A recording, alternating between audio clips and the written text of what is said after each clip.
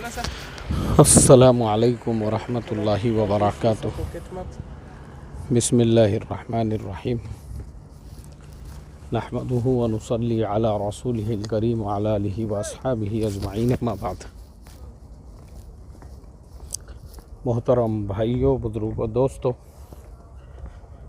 फ़िलहाल मैं Doha Qatar में हूँ और ये अलविदा पार्क है। यहाँ से मैं जा रहा हूँ फ़न फेस्टिवल में, जहाँ पे जो हया कार्ड होल्डर है उन लोगों के लिए मुफ्त में बैठने का और इसी तरह से मैचेस वगैरह देखने का जो है इंतज़ाम है। तो उधर हम जा रहे हैं। तो मैंने सोचा इतना खूबसूरत गार्डन है और यहाँ पे जो है तरह तरह के दरख्त लगे हुए हैं और ये बहुत बड़ा गार्डन है। ये मैंने असल में इसके अतराफ़ में कार में मैं घूमा हूँ, लेकिन अभी फ़िलहाल पैदल जो है मैं पहली मर्तबा इस गार्डन से गुज़र रहा हूँ। इसलिए मैंने सोचा कि कुछ बातें आप लोगों से मैं करूँ और ये इंतहाई मुफीद बातें हैं। इसको आप लोग जो है ऐसा सरसरी ना ले कि मैं रास्ते से गुज़र रहा हूँ और चलते चलते जो है बस ऐसे ही टाइम पास के लिए बात कर रहा हूँ, ऐसा नहीं है। मुझे आज बात करना है मेंटल हेल्थ के ऊपर। आज मैं बात करूँगा दिमागी सेहत से मुताल्लिक़ कि हमारे यहाँ पे लोग डिप्रेशन का, हमारे यहाँ पे लोग ज़हनी बीमारियों का शिकार क्यों होते हैं और इन मुल्कों के अंदर जो लोग रहने वाले हैं उन लोगों को अगर आप देखोगे तो माशाअल्लाह ये अरब लोगों के चेहरे पे जो नूर है, जो इनके चेहरों पे तरावट है और जो ये अपने मुल्क में रहने वाले लोगों का और इसी तरह से यहाँ पे जो काम करने वाले हैं, उनके मुल्क में आने वाले हैं, उनके ज़हनी सेहत का जो ये लोग ख़याल रखते हैं। अभी आप देखिए ये इतना बड़ा गार्डन है, इतना बड़ा गार्डन है कि मैं इसके अतराफ़ में कार से घूमा हूँ, लेकिन आज मैं जो यहाँ से गुज़र रहा हूँ तो आप इस पे से अंदाज़ा लगा सकते हैं कि इस गार्डन के अंदर इन्होंने जो इतना ख़र्च किया है, करोड़ों रुपये, और ये जो इतना खूबसूरत गार्डन इन्होंने जो बनाया है, इसका रीज़न क्या है?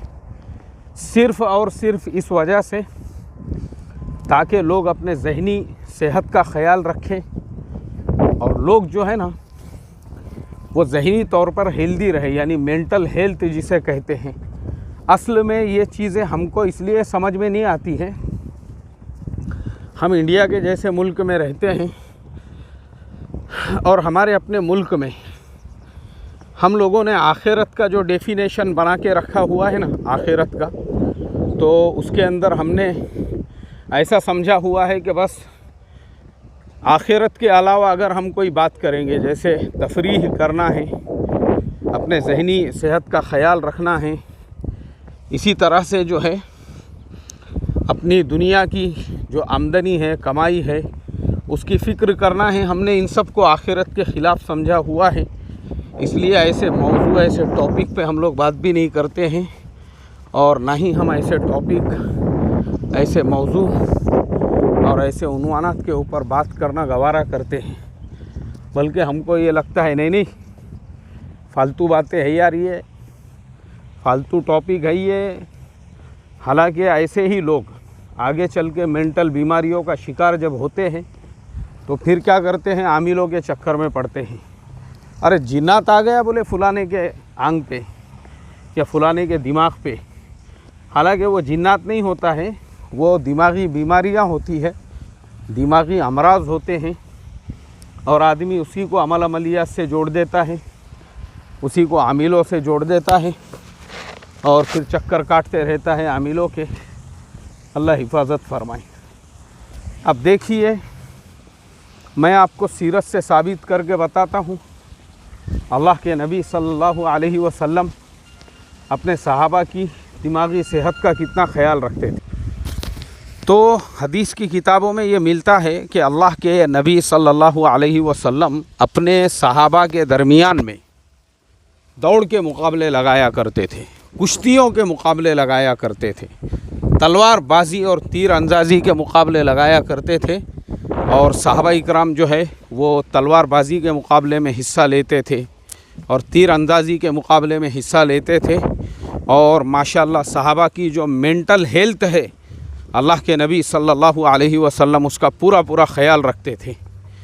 इसी तरह से अल्लाह के नबी सल्लल्लाहु अलैहि वसल्लम अपने अज़वाज मुतहरात की मेंटल हेल्थ का कैसे ख्याल रखते थे वो मैं आपको बताता हूँ कि शमाइल तिरमिज़ी के अंदर बाज़ाब्ता जो है ना एक हदीस है, और उसके अंदर जो है हदीस मतलब एक बाब बांधा हुआ है इमाम तिरमिज़ी रहमतुल्लाह अलैह ने कि अल्लाह के नबी सल्लल्लाहु अलैहि वसल्लम का रात का जो मामूल था अपनी अज़वाज मुतहरात को क़िस्से कहानियाँ सुनाने का, कैसे आप उनको क़िस्से कहानियाँ सुनाते थे। अब मैं वो क़िस्से कहानियाँ आपको यहाँ अभी फ़िलहाल नहीं दोहरा सकता हूँ, वो फिर कभी हम जो है उसको एक सीरीज़ लेना पड़ेंगी हमको। लेकिन हदीस की किताबों में ये मिलता है कि अल्लाह के नबी सल्लल्लाहु अलैहि वसल्लम अपनी अज़वाज मुतहरात को ऐसा सुनाया करते थे। अब मेरा सवाल है यहाँ पे, हमारे में से कितने लोग ऐसे हैं जो अपने बीवी को क़िस्से कहानियाँ सुनाते हैं, उसके साथ में मिज़ाह करते हैं, उसके साथ में हंसी मजाक की बात करते हैं। हमारे ज़माने में एक्चुअल में, अब मैं आता हूँ मेरे मेन टॉपिक पे कि इंडिया में लोग जो है ना वो मेंटल बीमारियों का शिकार क्यों होते हैं, मेंटल पेशेंट्स क्यों बनते हैं, लोगों को नींद क्यों नहीं आती है, 35 साल में बुढ़े क्यों हो जाते हैं, और क्यों लोग जो है डिप्रेशन का और हार्ट की ये जो बीमारी आम हो गई है, 25 साल के लड़कों को भी हार्ट अटैक आ रहा है, 35 साल के लड़कों को भी हार्ट अटैक आ रहा है, 40 और 45 वाले को तो होलसेल के भाव में कुंटल के हिसाब से हार्ट अटैक आ रहा है। ये रोज़ाना के हमारे यहाँ के वाक़ियात हैं जो हम लोग सुनते रहते हैं। पता है आपको इसका रीज़न ये है कि हम लोग एक बनावटी ज़िंदगी गुजार रहे हैं इंडिया में। जो हम जीते हैं ना, जिसको हम लोग लाइफ समझते हैं, असल में वो लाइफ नहीं है, वो हमारी एक बनावटी ज़िंदगी है। और उस बनावटी ज़िंदगी में इतनी मक्कारियाँ भरी हुई है हमारे यहाँ पे, इतनी मक्कारियाँ, बात करेंगे तो बात में मकर होगा, फ़ोन करेंगे तो उसमें मकर होगा, मुलाकात करेंगे तो उसमें मकर होगा, और मेंटल हेल्थ का हमको ज़रा भी ख्याल नहीं है। हमारे यहाँ पे हम किसको कमाल समझते हैं कि किसी को हमने धोखा दे दिए, हमको लगता है हाँ कैसी टोपी पहनाया बोले मैंने उसको, और हमने जो है किसी का माल खा गए, उस पे हम लोग फ़ख्र करते हैं। इसी तरह से झोपड़पट्टीपन फेसबुक के ऊपर, सोशल मीडिया के ऊपर अपनी सेहत से ज़्यादा, अपनी हेल्थ से ज़्यादा इस चीज़ की फ़िक्र होती है कि मैं उस पर अपनी शाइनिंग कैसे झाड़ूं और कैसे मैं बताऊं। तो ये जो झोपड़पट्टीपन है, इसकी वजह से हमारे यहाँ पे सबसे ज़्यादा लोग मेंटल बीमारियों का शिकार होते हैं। इसी वजह से अभी आपने मेरी लाइफ अगर देखे होंगे और आप अगर मेरे वीडियोस को फॉलो करते होंगे तो अब आपने देखे होंगे मैंने जो क्रिकेट मैच देखने के लिए मैं गया था, उसका वीडियो भी मैंने अपने चैनल पे अपलोड किया। उसके अंदर मैंने जिस तरीक़े से उसको शूट किया, लोगों से मुलाकात किया, बाद में पर्सनली बहुत लोगों के मुझे मैसेजेस आए। लोगों ने कहा मुफ्ती साहब आप बिंदास लाइफ जीते हैं, आप तो ऐसा जीते हैं, आप तो अपनी लाइफ को एंजॉय करते हैं। इस बात में रत्ती बराबर का शक और शुबा नहीं है। मैं कम्प्लीटली अपनी लाइफ को एंजॉय करता हूँ, जैसा मेरा दिल बोला मैं वैसा करता हूँ। मुझे ज़हनी तौर पे अगर समझो मान लो कोई भी हलाल चीज़ है, मैं उसके बारे में रत्ती बराबर भी इस चीज़ की परवाह नहीं करता हूँ। लोग उसके बारे में क्या कहेंगे, लोग उसके बारे में क्या सोचेंगे, लोग उसके बारे में क्या इंटेंशन लेंगे कि हज़रत तो बड़े बड़े बयानात करते हैं और सीरत के बयान करते हैं और कुरान की तफसीर बयान करते हैं, और हज़रत माशाअल्लाह इंजॉय कर रहे हैं अपनी लाइफ को फुटबॉल के स्टेडियम में और सेनेगाल की टीम को सपोर्ट कर रहे हैं। तो चूँकि लाइफ मेरी है, पैसा मेरा है, मैं कतर आया हूँ तो मैंने मेरे जेब का पैसा ख़र्च किया, मैं फ़्लाइट में बैठकर आया, मैं अपने पैरों से चल के स्टेडियम की तरफ गया तो मैं दूसरों की परवाह क्यों करूं? क्योंकि जिस चीज़ की इजाज़त मुझे मेरे शरीयत ने दी, मुझे मेरे नबी सल्लल्लाहु अलैहि वसल्लम ने दिए, मुझे मेरे इस्लाम ने दिया, बनावटी ज़िंदगी। अभी मैं आपको बनावटी ज़िंदगियों की कुछ मिसालें बताऊंगा। हमारे यहाँ बनावटी, ज़बरदस्ती की बनावटी ज़िंदगी, जैसे मिसाल के तौर पे आप जो है, यानी मेरे पास में लोग आते हैं बहुत सारे, अपना कुछ काम लेकर और अपने कुछ बहुत सारे जो है ना चीज़ों को लेकर, और वो जो बनावटी बातें करते हैं, मुझे अफसोस होता है भाई इसका फ़ायदा क्या है? सीधी सीधी बात करो आप। अभी मैं आपको उसकी एक मिसाल देता हूँ। एक साहब ने एक जगह पे प्लॉटिंग निकाले, उनको वहाँ पे प्लॉट बेचने का था, और वो 3 मरतबा अलग अलग टाइम पे मेरे से मुलाकात करने के लिए आए और मुझे जो है सिर्फ सुनाने लगे। पहले दिन आए मसला पूछने के लिए कि ऐसी ऐसी प्लॉटिंग का कारोबार करना कैसा है।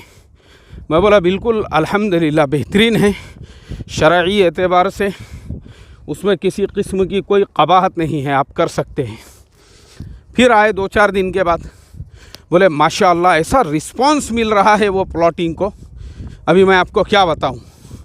और उस प्लॉटिंग के अंदर जो है माशाअल्लाह ऐसा प्रॉफिट है, ऐसा नफ़ा है, ऐसा ये है, और उसके अंदर जो है फ़लाने साहब ने 2 प्लॉट ले लिए हैं, और फ़लाने साहब ने 5 प्लॉट ले लिए हैं, और फ़लाने साहब ने कहा है कि हमारे फ़लाने रिश्तेदार दुबई में रहते हैं, और फ़लाने कतर में रहते हैं, और फ़लाने अमेरिका में रहते हैं, उनके लिए भी 2-2 रख दीजिए। ऐसी ज़मीन है, वैसी ज़मीन है, मतलब मुझे वरगलाने के लिए। उन्होंने समझे कि मैं भी एक लालची इंसान हूँ और मैं भी जो है उनके झांसे में आ जाऊँगा और फ़ौरन जो है ये कहूँगा कि अरे यार मुझे भी बताओ ना ज़रा, मैं भी प्लॉट लेता हूँ वहाँ पे। लेकिन मैं आपको बता दूँ, अल्लाह का करोड़ों दर्जे करम है, अल्हम्दुलिल्लाह जो मेरे कारोबार, मेरे बिज़नेस की लाइन है, अल्लाह ने मेरा दिल भरा हुआ है। मैं हमेशा बोलता हूँ कि मैं शेयर मार्केट के लाइन में भी जो ट्रेड वगैरह लेता हूँ वो सिर्फ़ इसलिए है क्योंकि मुझे उसकी आदत है। जैसे एक आदमी को तंबाकू की आदत होती है, बीड़ी सिगरेट की आदत होती है, वैसे ही मुझे ट्रेड लेने की आदत है। मैंने अगर ट्रेड नहीं लिया तो मुझे मेरे जो है उंगलियां ऐसे सलसल करने लगते हैं जब तक मैं 2-4 ऑर्डर ना डालूं और वो ऑर्डर एग्जीक्यूट ना हो। बाकी पैसे, दौलत, माल अल्लाह का करोड़ों दर्जे करम है, उससे अपना दिल खाली है, उसके लिए अपने दिल में कोई जगह नहीं है। मगर वो जनाब ऐसा मुझे ये करने लगे। उसके बाद वो तीसरे दिन आए, मैं तीसरी मर्तबा, यानी 2 मरतबा हो गया, तीसरी मरतबा जो है फिर वापस से उनसे मेरी मुलाकात हुई और फिर वो मुलाकात के अंदर उन्होंने अपना मुद्दा जो है निकाल के रखी दी है मेरे सामने। बोले मुफ्ती साहब ऐसा रिस्पांस मिल रहा है बोले प्लॉटिंग को, अभी मैं आपको क्या बोलूं, बोले मेरे पास बताने के लिए अल्फाज नहीं है। बस मैं आपसे इतनी ही दरख्वास्त करूंगा, एक 2-4 प्लॉट आप भी रख दो। बोले मैं बोला क्यों? दरगाह बनाने के लिए, मेरी कब्र बनाने के लिए, क्या गुंबद गिम्बद खड़े करने के लिए? वो जैसे बहुत सारे जिंदे पीर रहते, ज़िंदगी में ही अपनी कब्र बना के चले जाते।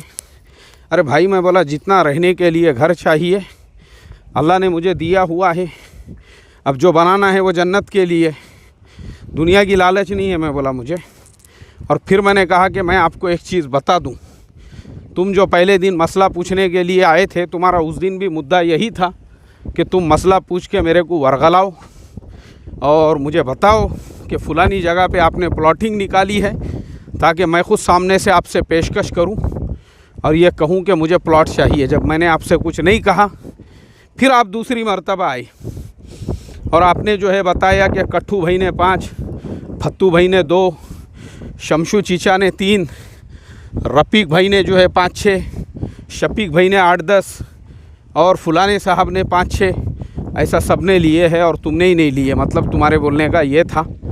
तब भी मैंने आपसे जब कुछ नहीं बोला, तो अब मैं बोला तीसरी मर्तबा तुम अपनी औकात पे आ गए और तुमने अपनी बात रखी दी है सामने कि तुमने भी जो है 1-2 प्लॉट लेना था। ये गलत बात है, मैंने कहा उनसे। यही बात अगर तुम पहले ही दिन मुझे बोल देते, बजाय इसके कि सामने वाला सामने से बोले, ये है हमारी बीमारी और ये है हमारा मरज़। सामने वाला सामने से बोले।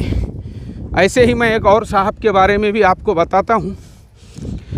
मेरी जब भी उनसे मुलाकात होती है तो वो मेरे सामने जो है ना किसी के दूसरे निकाह की बात करते हैं। बोले मैंने वो रफ़ीक का रिश्ता जमा दिया था, उसका दूसरा निकाह करा के दे दिया। बोले मैंने, अरे वो शफ़ीक का भी मैंने कराया। अभी मेरे पास में और 2-4 प्रपोज़ल आए हुए हैं। ऐसा 10 मरतबा हो चुका है और मैंने 10 मरतबा में कभी भी उनके सामने जब कोई तस्करा नहीं किया तो 11वीं मरतबा वो ख़ुद आ गए अपनी औकात के ऊपर और उन्होंने मेरे सामने भी प्रपोज़ल रख दिए। मैंने कहा हज़रत, मैं आपके ये बातों पे से पहले दिन से ही समझ गया था कि आपका बोलने का मतलब क्या है, लेकिन मैं इंतज़ार कर रहा था आप किस दिन अपनी औकात के ऊपर आते हैं। खैर आपने थोड़ा टाइम लगाए लेकिन आप अपनी औकात पे आए ज़रूर। तो हमारा प्रॉब्लम ये होता है, हम लोग जो है ना इसको हिकमत समझते हैं। हज़रत बहुत हिकमत वाले हैं। अरे भाई वो हिकमत वाले नहीं हैं, वो झोपड़पट्टी छाप है। वो उनको लगता है कि हम बहुत होशियार हैं। वैसे होशियार जो है ना, वैसे होशियार कुंटलों के हिसाब से जानवरों के बाज़ार में बिकते हैं। तो हमारा प्रॉब्लम ये है, हम जो मेंटल बीमारियों का शिकार होते हैं। अब ये अरबों का मामला कैसा है वो मैं आपको बताता हूँ। किसी गवर्नमेंट ऑफिस में आप चले जाइए, जैसे मैं आपको यूएई की मिसाल देता हूँ। मैं जब यूएई में था तो मुझे जो है वहाँ पे कोरोना का जो टेस्ट है वो कराना था सफ़र के लिए, क्योंकि वो टाइम पे कंपलसरी थे वो कि आप जो है कोरोना का टेस्ट कराओ। अब हम लोग एक जगह पे गए टेस्ट कराने के लिए और वहाँ पे जो अरब डॉक्टर है वो बैठा हुआ था। उसने कहा कि 48 घंटे के बाद रिपोर्ट मिलेंगी। तो हमारे साथ हाफिज़ अबू ज़र साहब थे, उन्होंने कहा नहीं इनकी फ़्लाइट है 24 घंटे में अगर मिल सके। उसने कहा कि नहीं 24 घंटे में बिल्कुल नहीं मिलेंगी। जब यहाँ पे एक कानून है कि 48 घंटे के बाद, तो 48 घंटे के बाद ही मिलेंगी। मसला वहीं ख़त्म हो गया। हम लोग फ़ौरन, यानी ये अरब है, अरबों का मिजाज ऐसा है, जो मामलात है आपको चाहे बुरा लगो चाहे अच्छा लगो, एकदम उनके मामलात क्लियर होते हैं, साफ़ सुथरे होते हैं। जब अरबों के मामलात साफ़ होते हैं, क्लियर होते हैं, तो अल्लाह ताला ने जो है ना उनको ये जो है हाइपरटेंशन, ब्लड प्रेशर और इसी तरह से जो है इस तरह की बीमारियों से जो महफूज रखा हुआ है, वो इसी वजह से, क्योंकि उनके मिजाज जो है एकदम क्लियर है, साफ़ सुथरे मिजाज के वो लोग होते हैं। हमारे मिजाज में झोपड़पट्टीपन। फिर अब मैं एक और झोपड़पट्टीपन की मिसाल देता हूँ आपको। एक बड़े शहर में मेरा जाना हुआ और एक साहब जो है बहुत बड़ा अपने आप को अकाबिर और पता नहीं क्या क्या समझता था बेचारा। अब जिन साहब के पास मैं था वो भी मक्कार साहब ही थे और वो जो था डेढ़शाना, उसको मिलना था मेरे से, लेकिन उसको ऐसा लगा कि अगर मैं सामने से चलकर आके मुझे मिलेगा तो उससे जो है ज़रा मेरा मकाम और मर्तबा बढ़ जाएगा और ऐसा महसूस होगा कि वो मेरी मुलाकात के लिए आया है। तो अपना मकाम बड़ा बताने के लिए कि वो बहुत बड़ा डेढ़शाना और होशियार है, उसने क्या किया, गाड़ी पे बैठे बैठे, हम लोग एक जगह गाड़ी पे जा रहे हैं और बराबर वो हमारे, क्योंकि जो जनाब मेरे साथ में थे उन्होंने उसको पहले ही इत्तला दे दी है कि हम फलाने रास्ते से गुज़रने वाले हैं। वो आ गया हमारे बराबरी में गाड़ी लेके। सलाम वालेकुम अस्सलाम, कैसे हैं आप? खैरियत से है, ज़िंदे है अल्हम्दुलिल्लाह अल्लाह के करम से। आप कैसे हैं? ठीक है। अरे माशाअल्लाह, रास्ते में आपसे अच्छा हो गया, बोले मुलाकात हो गई और मुझे कुछ बात भी करना था आपसे। जी जी बोलिए ना। मैं बोला क्या बात करने का था? तो ये ऐसे जो मेंटल पेशेंट रहते ना, ये इस वजह से लोग हमारे यहाँ पे डिप्रेशन के, हाइपरटेंशन के और ब्लड प्रेशर के मरीज़ बनते हैं और उसके पेशेंट बनते हैं। और यहाँ पे लोग जो है ना अपने मेंटल हेल्थ का, अपने दिमागी सेहत का इतना ख्याल रखते हैं, इतना। मैं आपको बता दूं, मैं अक्सर अकेला जो सफ़र करता हूं उसका एक रीज़न ये भी होता है कि बहुत सारे बक्कस, टुर्रट, कड़ू और खट्टे टाइप के जो लोग रहते ना, ऐसा सिर में दर्द होने लगता है। वैसे लोगों के साथ अगर आप सफ़र करें वैसे लोगों के साथ में अगर आप कहीं गए, कहीं आए, कहीं जाए ना, ऐसा दिमाग में सलसल होने लगता। उसका रीज़न ये रहता, उनका जो ओवर गुलू होता है हर चीज़ के अंदर। अभी जैसे मैं आपको उसकी एक मिसाल देता हूँ। एक साहब के साथ मैं सफ़र कर रहा हूँ और सफ़र में जो है नमाज का वक्त हो गया, ईशा की नमाज का, और हम लोग जो है एक स्टेशन पे गाड़ी रुकी, प्लेटफॉर्म के ऊपर मैंने 2 रकात नमाज़ पढ़ा ईशा की और मैं आ गया ट्रेन में। और वो जो जनाब है फ़र्ज़ होने के बाद बोले नहीं, हम वित्र प्लेटफॉर्म के ऊपर ही पढ़ेंगे। अरे मैं बोला भाई गाड़ी निकल जाएंगी, अगले स्टेशन पे पढ़ लेंगे वित्र, अब पूरी रात है अपने पास वित्र पढ़ने के लिए। और जनाब ने जो है बोले नहीं, हमारे मामूलात और ये इसको कहते हैं गुलू, रकात बांधे आपने और उधर गाड़ी ने जो है हॉर्न दे दी। उसके बाद भागते हुए आ रहे हैं नमाज तोड़ के। क्या ज़रूरत थी रे, मैं बोला तेरे को बहुत बड़ा अकाबिर बनने की, बहुत बड़ा आबिद बनने की, बहुत बड़ा जाहिद बनने की। तेरे जैसे लोग ये जो दिखावे की इबादत करते ना, इन लोगों को लगता कि हम लोग जो है बहुत बड़े आबिद है, बहुत बड़े जाहिद है। इसको इबादत और ज़ुहद नहीं कहते हैं, इसको कहते हैं गुलू करना दीन के अंदर। तो ये ऐसे जो हमारे यहाँ पे गुलू करने वाले, मुबालिगा करने वाले जो टुर्रट, बक्कस, खट्टे, पंचट लोग जो रहते ना, इस वजह से मैं अकेला सफ़र इसीलिए करता हूँ। और ग़ीबतें और इसी तरह की वो बातें जिनका इनसे कोई ताल्लुक़ नहीं है, इसी वजह से हमारे यहाँ पे लोग जो हैं वो मेंटल बीमारियों का शिकार होते हैं और लोग मेंटल अमराज में जाते हैं। और यहाँ पे लोग जो है ना अपनी मेंटल हेल्थ का ऐसे ख्याल रखते हैं। तो बस अब मुझे जहाँ जाना था उस गेट के ऊपर मैं पहुँच चुका हूँ। तो आप तमाम लोगों से बस इतना ही कहूँगा, खुल के जियो। लाइफ अपनी है, ज़िंदगी अपनी है, कमा रहा कौन? अपुन। खर्च कौन कर रहा है? अपुन। क़यामत में हिसाब किसको देने का? अपने को। तो अल्लाह ने जिस चीज़ को हमारे लिए हलाल कर दिया, कुरान में फरमाया या अय्युहल्लज़ीना आमनू ला तुहर्रिमू तय्यिबाति मा अहल्लल्लाहु लकुम। फिर एक जगह फरमाया अऊज़ु बिल्लाहि मिनश शैतानिर रजीम या अय्युहन्नासु कुलू मिन तय्यिबाति मा रज़क़नाकुम।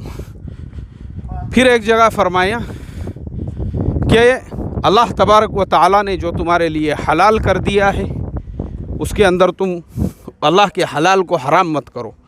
तो इसके लिए हमको हिसाब अल्लाह को देना है। जो चीज़ हलाल है, जो चीज़ जायज़ है, जो चीज़ मुबाह है, वालेकुम अस्सलाम, बिंदास अपनी लाइफ को एंजॉय करो और उसमें फिर इबादतों में मज़ा आएगा, आपको लज्जत आएंगी और फिर आपको लगेगा कि वाकई में भी मैं लाइफ जी रहा हूँ जैसे कि हम अपनी लाइफ को जी रहे हैं अल्हम्दुलिल्लाह अल्लाह के फजलो करम से। तो लेते हैं हम आपसे इजाज़त। अस्सलामु अलैकुम व रहमतुल्लाहि व बरकातुहू।